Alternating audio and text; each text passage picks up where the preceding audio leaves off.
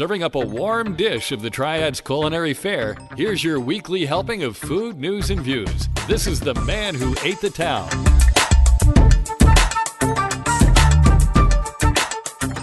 Hey folks, and welcome to episode 124 of the Man Who Ate the Town podcast. This is for the week of September 9th through the 15th, 2019. My name is Tim Beeman. My name is Morgan. And we're opening the recipe box. We're recording this episode of the Man Who Ate the Town at the Lab at Industry Hill. It is a repurposed building on North Chestnut Street in the old warehouse district of downtown Winston-Salem with restaurants, chocolatiers, breweries, entertainment complexes, high-end stereo shop, bouldering facility, bingo bango, sodas, and us here. Us! We're back! At the Lab at Industry Hill. Yes, we were off for the holiday week because it fell on a Monday. And it was my anniversary, so we had to postpone that recording. I was going to say, you could claim that you were working on Monday because you did go out and enjoy the restaurant scene. Well, I certainly did. I went to a couple of places. I went to a couple of places that were not open as well. So, well. so we ended up riding around for a little bit. Like, okay, well, that didn't work. How about this one then? And yeah, well planned. Some of it was because it was a Monday. Others was because it was Labor Day. So yeah. And for more information about Industry Hill, I need to say visit industryhill.com. I interrupted you. Sorry. No worries. First of all, I want to welcome our newest sponsor, Carrabba's Italian Grill. Carrabba's is located in Winston-Salem here at 587 South Stratford Road, and I'm telling you, our friend and the owner of the restaurant, Daniel Butner, will treat you better than most local restaurant owners.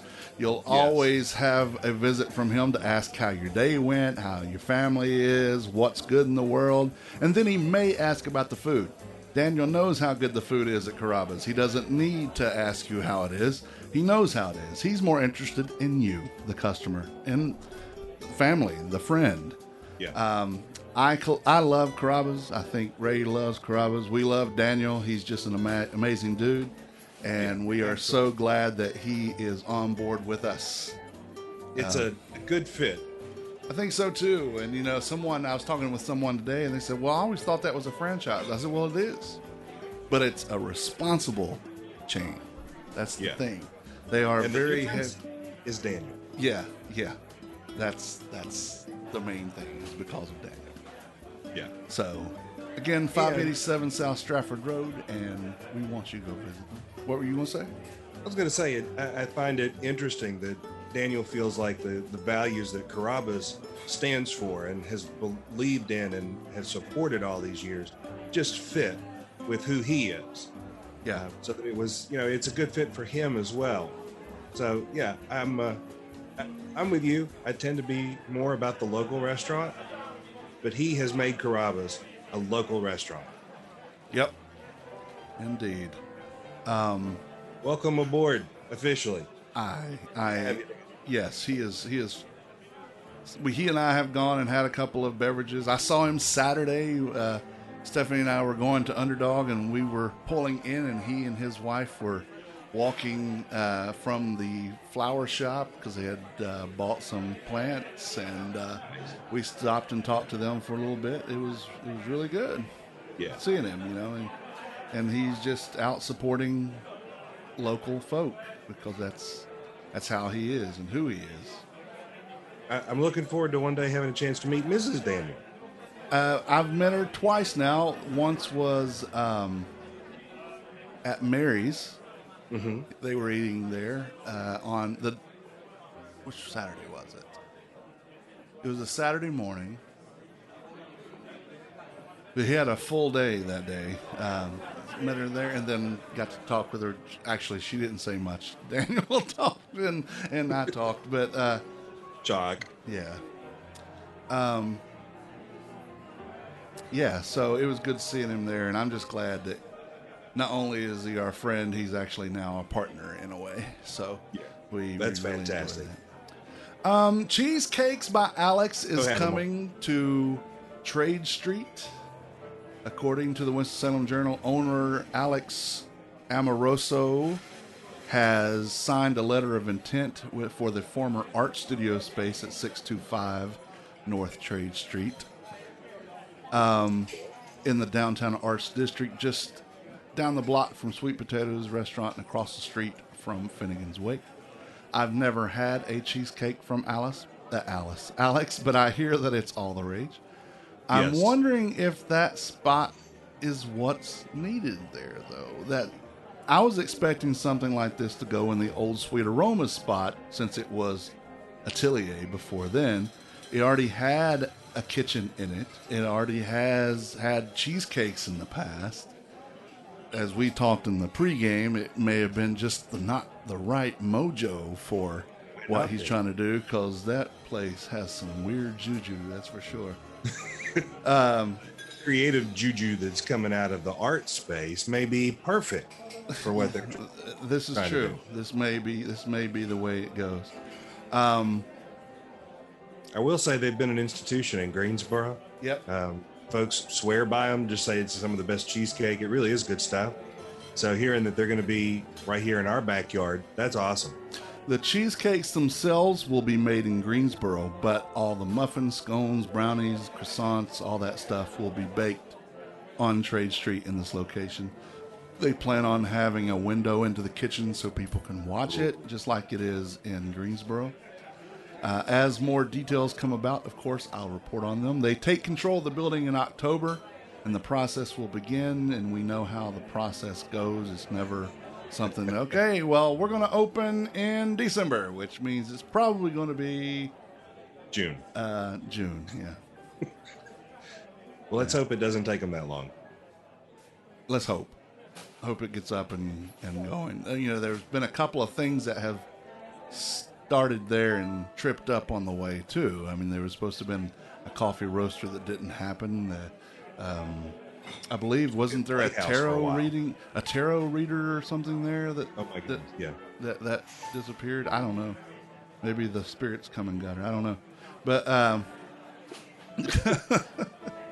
you never know.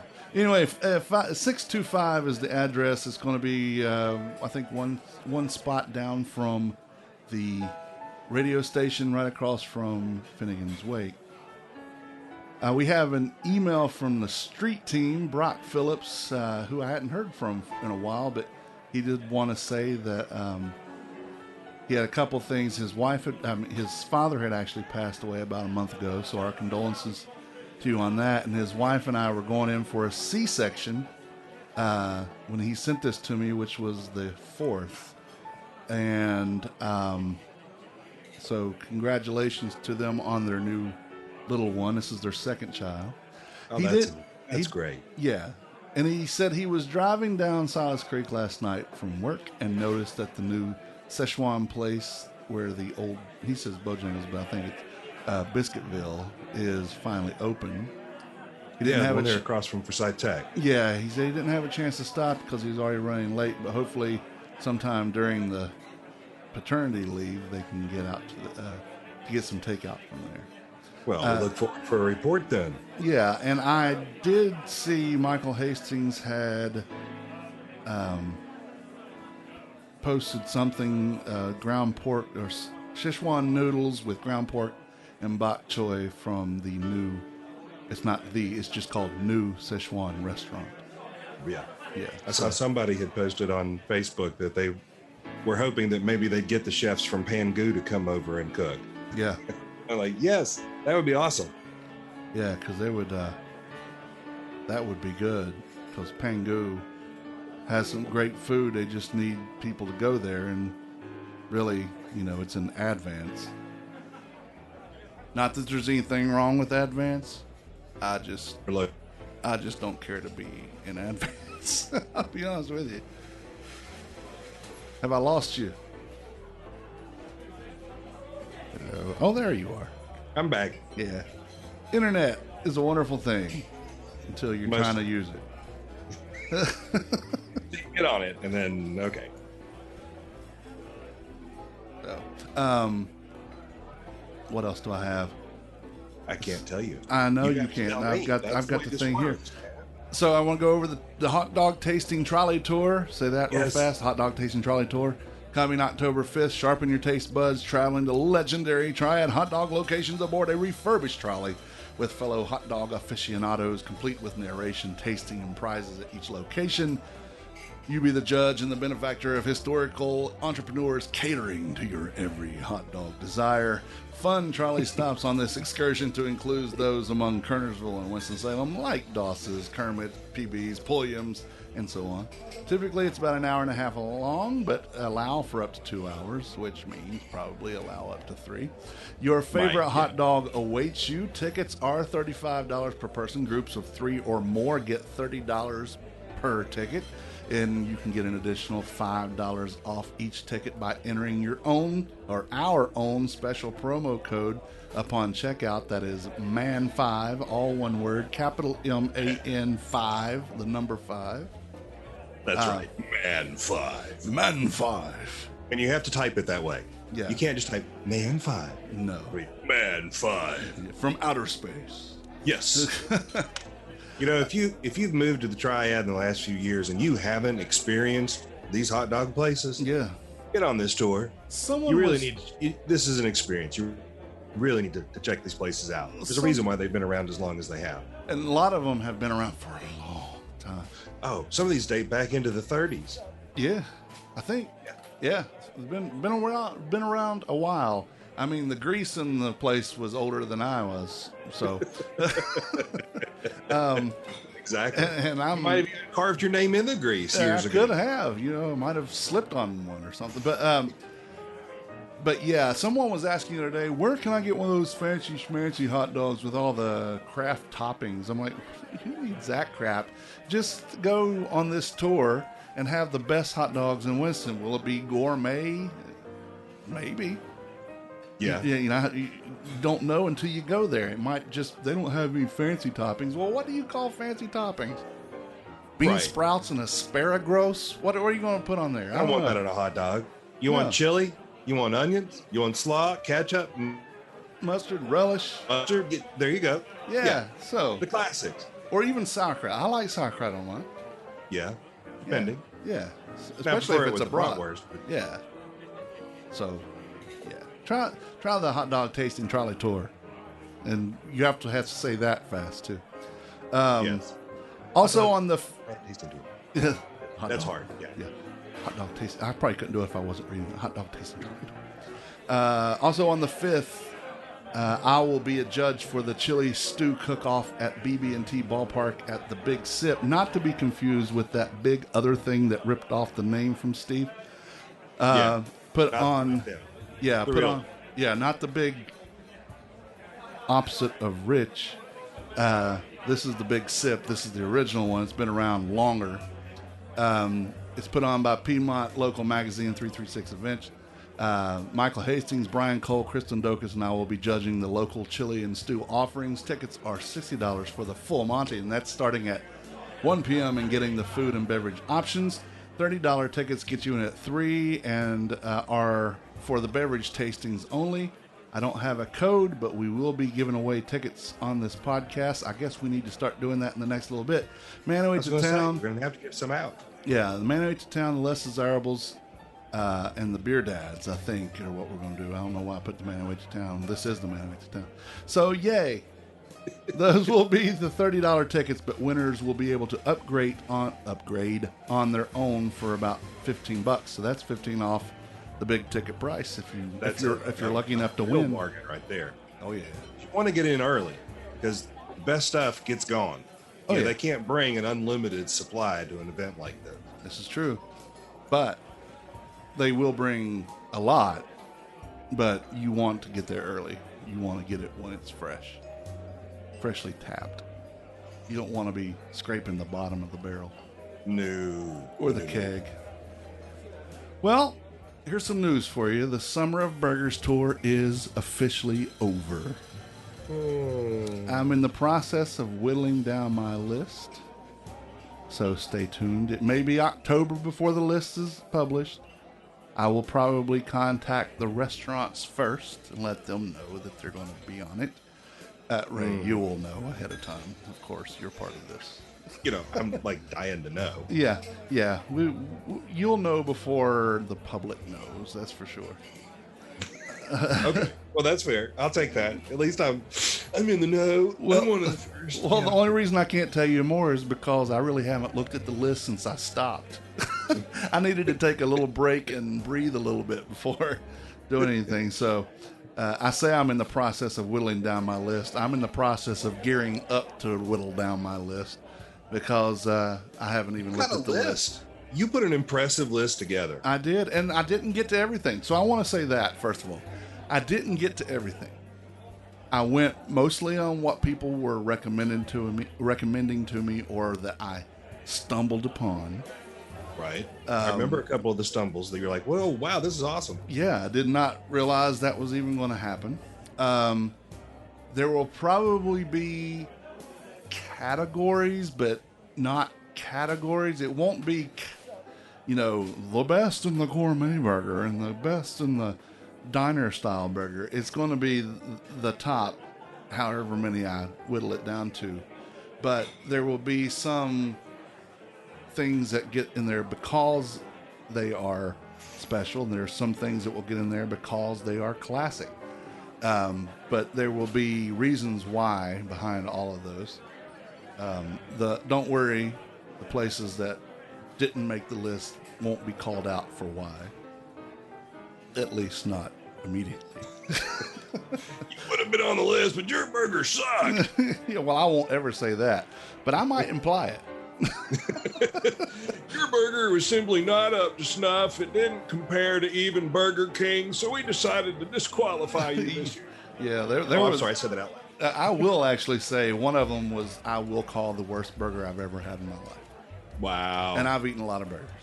I was going to say that's a special designation in and of itself. Yeah, I will never call them out for that, not publicly, but it's I will never eat another burger there again. And if anyone ever asks me about this place specifically, I will tell them I will never eat another burger there again. Will you eat anything else there again? Maybe. It'll never be a burger though. Oh, you got us in suspense. Yeah. Well, I'll tell you after we're done here, but I'm not going to say it out loud. I'm just going to say that there has been some amazing burgers in this town that I've found. And there have been some sad state of burger affairs in this town that I found out. More good than bad. Yeah. I would say there's... Watching it unfold has been so much fun, just to see all the pictures of all the different burgers. Yeah. Just by themselves. Gives you a sense of, man, that really looks like something I'd want to eat versus what in the world? Yeah.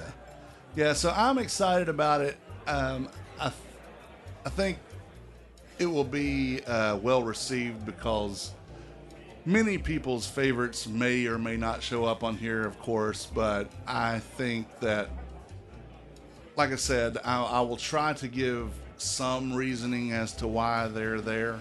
I'm not going to write a novel. I'm not going to write some 25-page article about it. There will be a blog post and there will be mention on this, but I think I'm going to alert the restaurants first.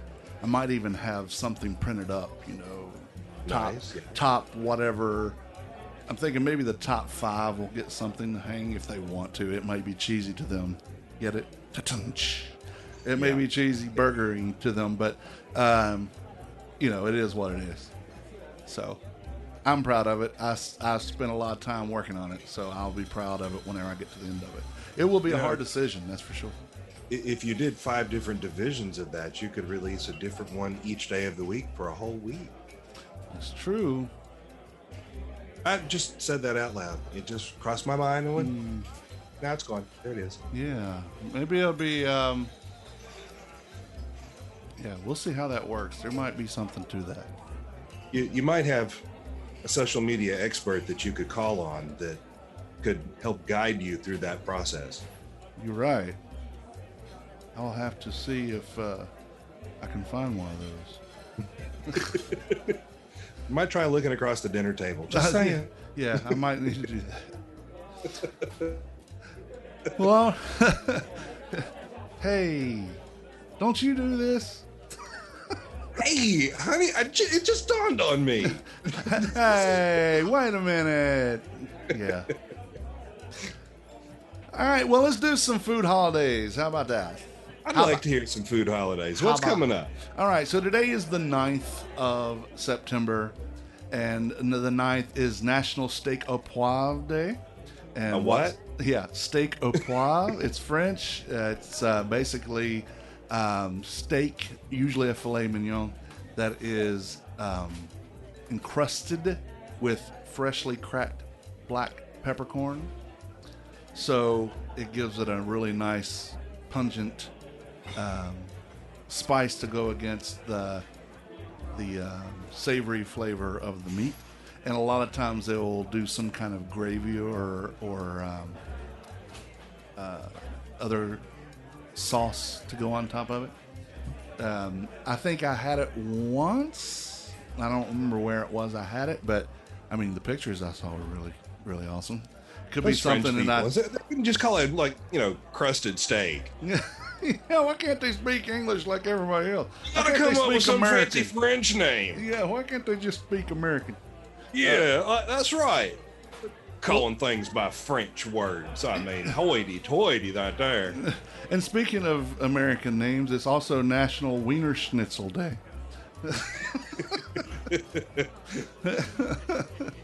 And by that we mean the food and not the dog. Right. Yeah. Wiener. There are dogs that I call Wiener Schnitzels too, so, Okay. Yeah. And I don't think it's necessarily the place called Wiener Schnitzel. I think it's the actual Wiener Schnitzel. It's really just hot dog. So yeah. But those Germans, they had to go and give it a fancy German name. They couldn't just call it a hot dog. Yeah. Give it an American name. Come on now. Yeah. Make America great again. Just call it a hot dog. Make America fat again. That's what I say. Working on that. Working on it. Hey, you know what? If fat is flavor, then I am effing delicious. Yeah, you are past delicious.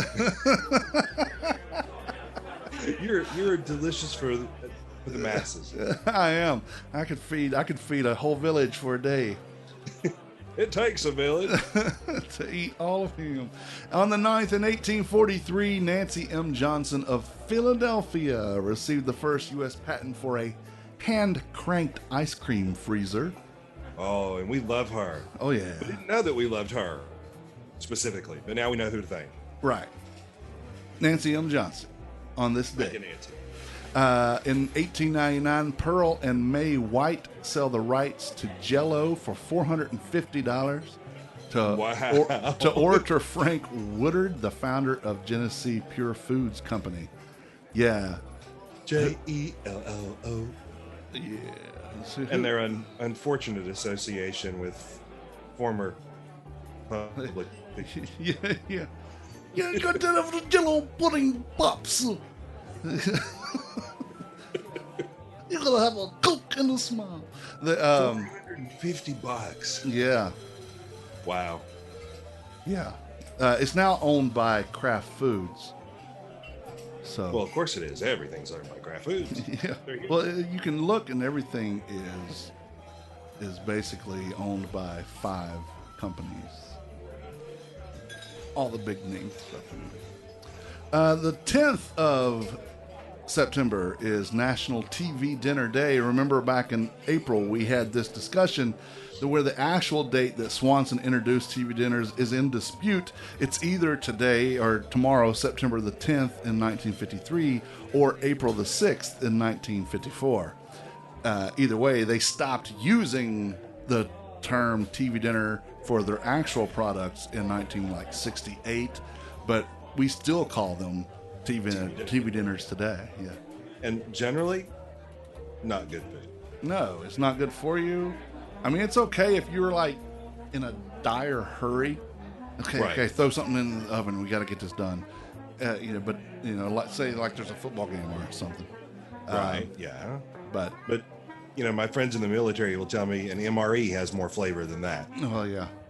And that's not saying a lot. No, it's not. On the 10th, in 1846, Elias Howe, Jr. of Cambridge, Massachusetts, received the first U.S. patent for a lock-stitch sewing machine. And anyone who's familiar with Schoolhouse Rock may remember Mother Necessity, the song, and it mentioned Elias Howe as Mother dear, and I want to help you with your sewing. And she goes, Elias Howe, as in a double entendre. And yeah, that's how it goes. Very cool. The 11th of September, of course, is National Hot Cross Bun Day, because why wouldn't it be? They need a day somewhere. I guess. But it's also a day that that's right. has scarred our national psyche. Yes, in 2001, World Trade Center and Pentagon terrorist attacks happened, killing over 3,000 people here on U.S. soil. And screw the terrorists. That's all I can say. Also, the 11th this week, the 11th, which is Wednesday, will be the 500th episode of The Less Desirables. Wow, that's impressive. Yes, I am very excited. I mean, we don't have any guests, but I'm excited that we get to 500. I purposely didn't ask any guests to show because I was thinking we would have a bigger show than what we had. And now I'm looking for guests to come on. I have someone I'm going to ask. I don't know if they're going to be available, but I'm going to see. And Danielle won't be here. So I have a guest co-host for that who has guest co-hosted a lot on the show. So we'll see how that goes.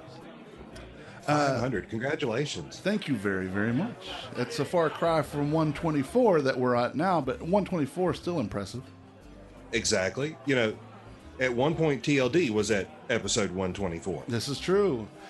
Funny thing with TLD, when we were in single digits, not single digits, but double digits before 100, we would always equate it. This is the show about, never was, but like some football player whose number was that, or like 75 would have always have been, you know, the Mean Joe Green show, or 7 would probably be, because Brian was a Redskins fan, it would be a Joe Theismann show. Could be a Roethlisberger show. You know, Elway show. Could be any of those. But anyway, we did that up to 100, and then we stopped because then we were reaching for stuff at that point. Yeah, because football player numbers only are double digit. Yeah. You don't have any triple digit numbers, so yeah. Yeah. Then you'd have to go to the American Tiddlywink Foundation to try to get numbers over 100. And they're not nearly as exciting. No. Plus, they wouldn't license us to call it the National Tiddlywinks Foundation of Kernersville, anything like that. So, the 12th of September is National. This is for you, National Chocolate Milkshake Day. Yes, there had to be a day with chocolate in it. Yeah, well, there's every two. day. There's two actually this week. In 1909, German chemist Fritz Hoffmann received the world's first patent for synthetic rubber. I'm just going to leave that alone. Yeah. Really, I know there's a rubber tree plant, but isn't all rubber synthetic? Would be my understanding, yes. Okay. I would think so. I think it would always, Rubber is, I mean, it's not like you just go out into the fields and bring in rubber. Yeah, let's see. Unless you're in a different kind of field. Well, natural rubber, also called India rubber, latex, Amazonian rubber, caoutchouc, or some other word I'm not even going to try to pronounce, consists of polymers of the organic compound isoprene with minor impurities of other organic compounds plus water.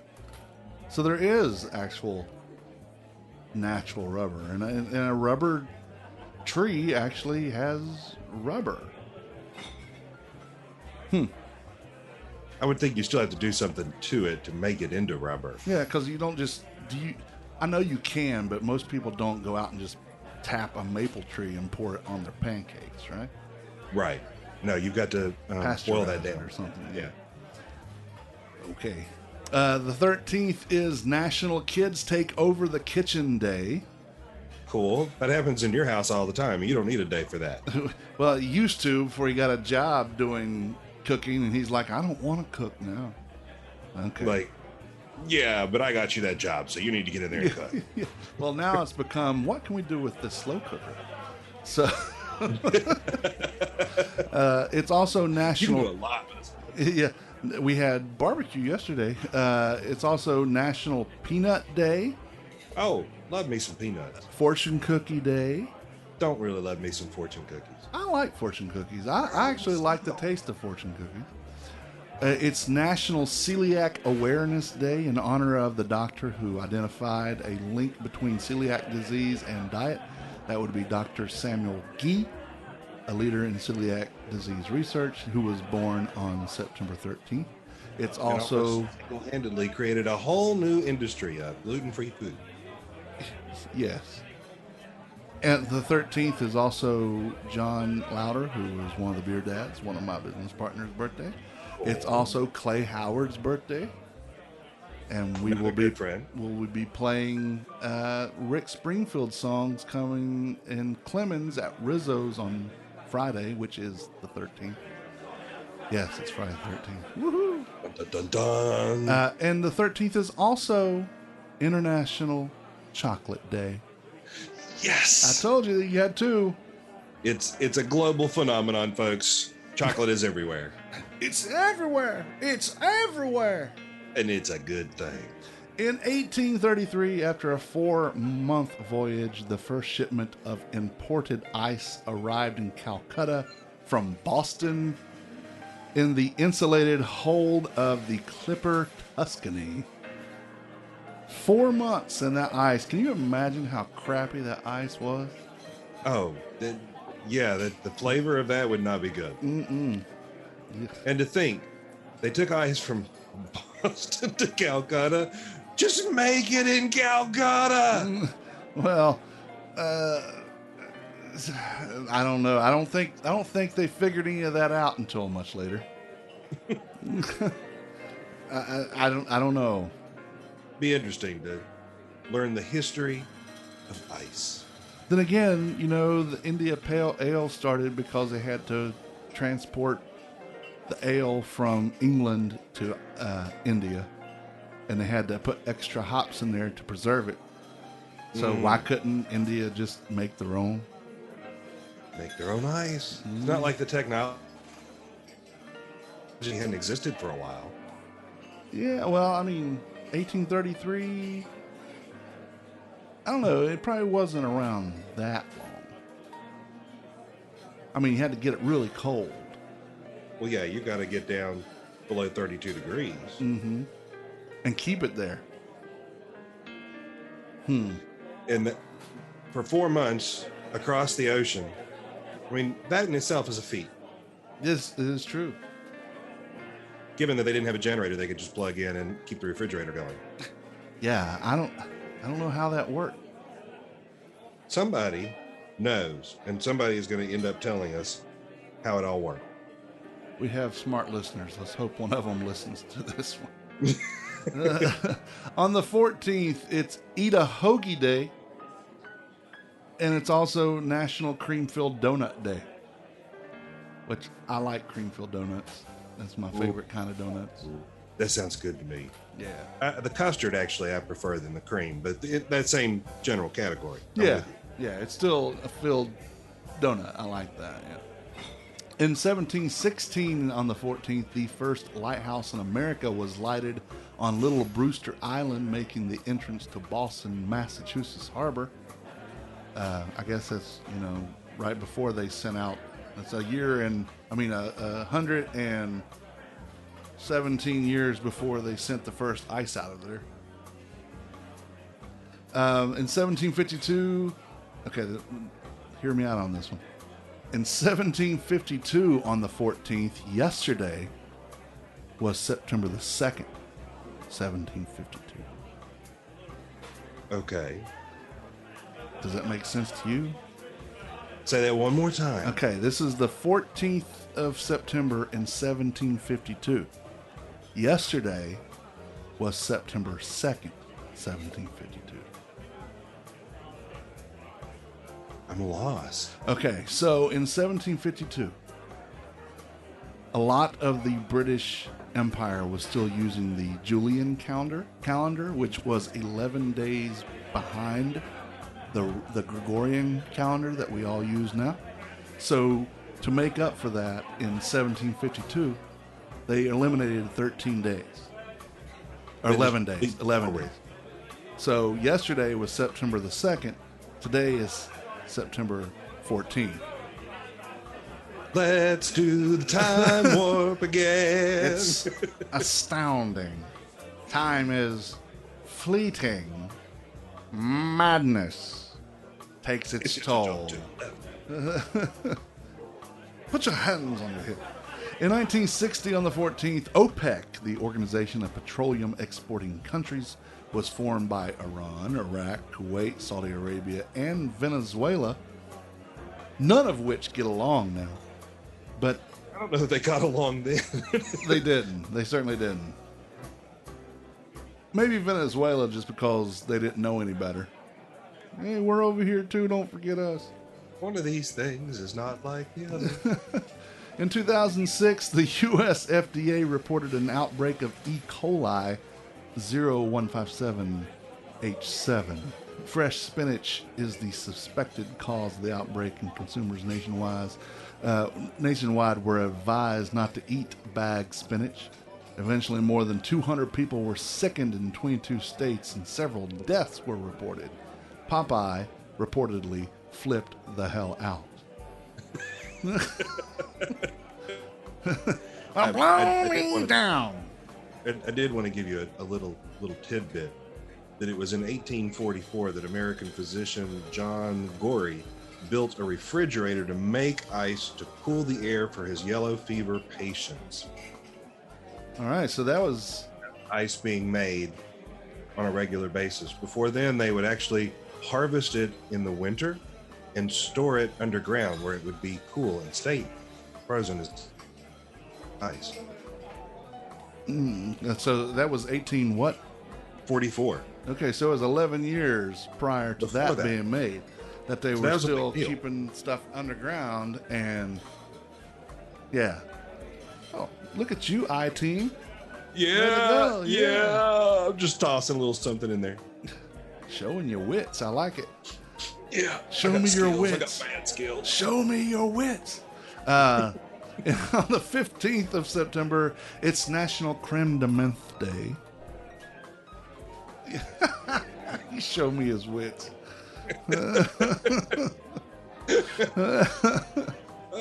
Okay. Creme de menthe. Creme de menthe day. I'm in terror now.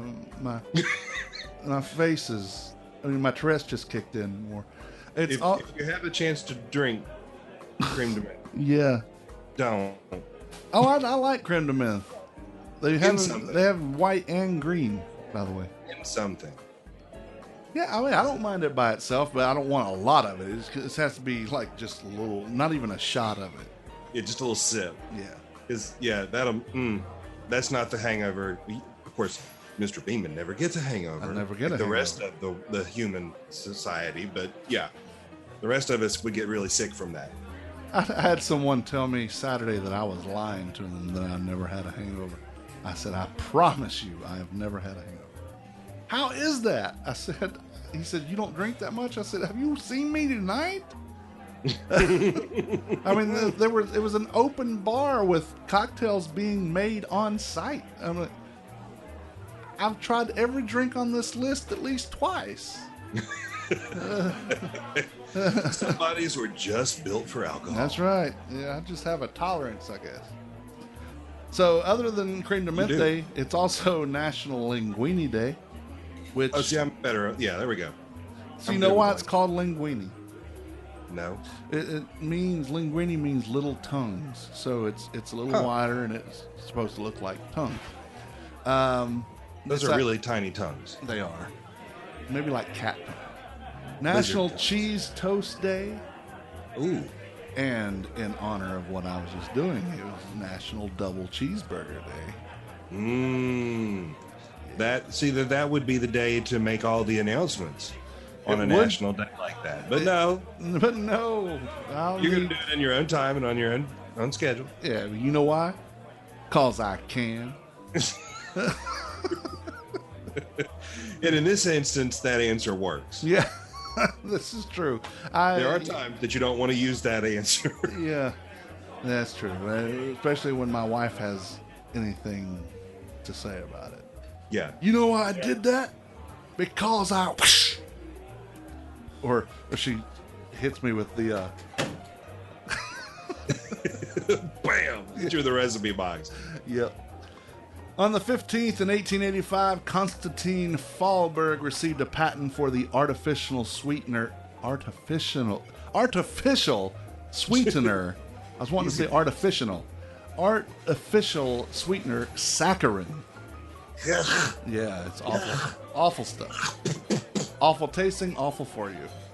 My mom used to carry a little aspirin bottle around with little saccharin tablets in it.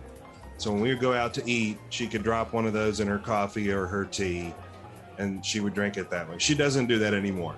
No more.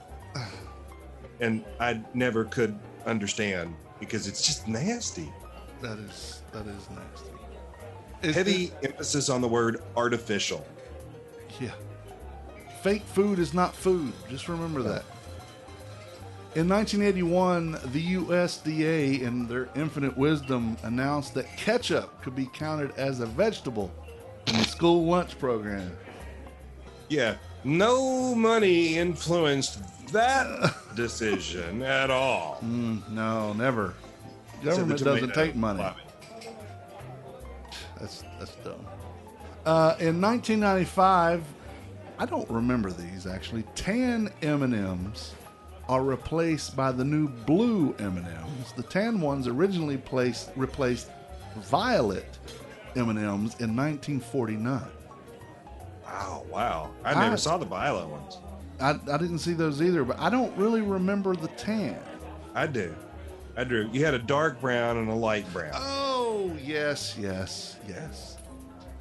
Yeah, two different types of browns, because that's every time I would get a bag of M&Ms and I'd spread them out on the table, the red ones would go over here, the orange ones over there, the brown ones here, the green ones over here, and then you would eat them by color because they tasted so radically different from one color to the next. Yeah, actually, yeah. I was always thinking that too. I said, I want those because it tastes different, but it doesn't taste a damn bit different. Not a bit. Yeah, I do remember the light and dark brown ones, and it was famously Van Halen who wanted their in their rider for their contract was they had to have a bowl of M&Ms in the dressing room with the brown ones pulled out.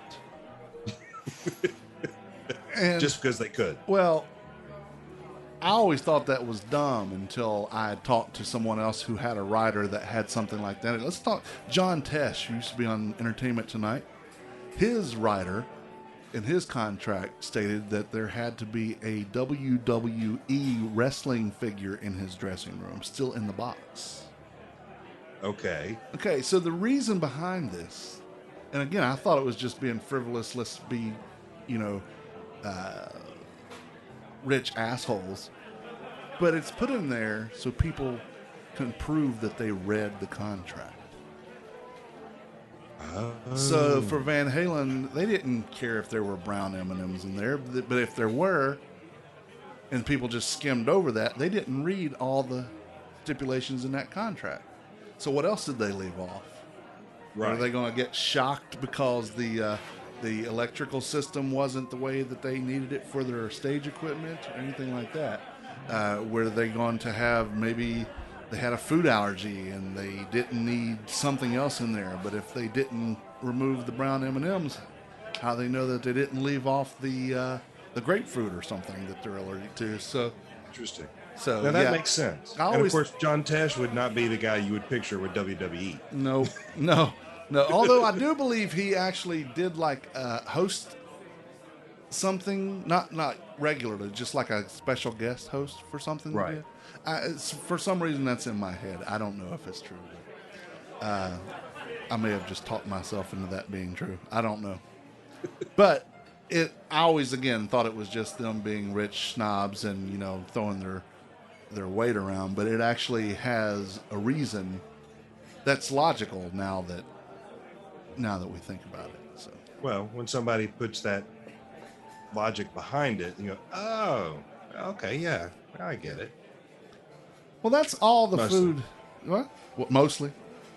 Now, some of them still do it probably because Mostly. they're. I get it mostly. Yeah, I think some of them still do it because they're just rich assholes. But for the most part, it's to make sure that people read the stuff.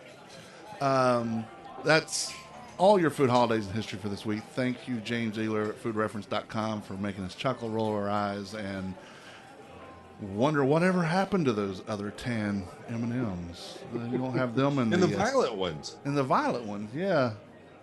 I remember when they pulled the red ones out because of the dye they were using, but I Yeah. never did see the violet one. Yeah, but they stopped in 1949. Neither one of us were here then. So.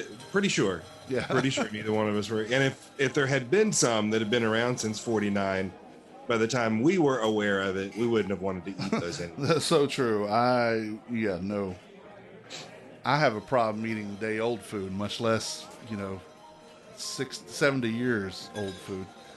I will say now that's a company that has played with their product and really had some nice success with it. All the different flavors of M&Ms that they've had over the years. I love their marketing too, with the actual characters. Yeah. Yeah, I love it, especially now with Christina Applegate, and they're on the back and they're in the piece together, and she goes, "I will eat you right now." I'll take the breaking us apart option. So, Exactly. They've done a really good job with that one. yeah. So the Man Who Waits the Town podcast is part of the Less Desirables podcast network. Along with this podcast, you can listen to the Less Desirables, Beer Dads, Fan Interference, Apartment 5B, and eventually, again, Beeswax, Vinyl, and more. We started, and then Clay had family obligations that he has to take care of, so we will get back to it. We enjoyed doing it. We will be back soon. You can find all these podcasts and their latest episode on our network website and directory, tldpodnetwork.com. You'll also find social media links to each one there as well. We'd greatly appreciate if you visited our sponsors, including Carrabba's Italian Grill, located at 857 South Stratford Road. Let Daniel demonstrate what a responsible chain looks like. It's Italian food, yes, but it's good, wholesome grilled deliciousness. Carrabba's has wine dinners twice a month, and the pairings are amazing. Make sure you keep up with their schedule of events to know when those are. You'll hear more about Carrabba's as the weeks go on. Follow them on social media and on carrabbas.com. Again, welcome to the family. Thanks, Daniel.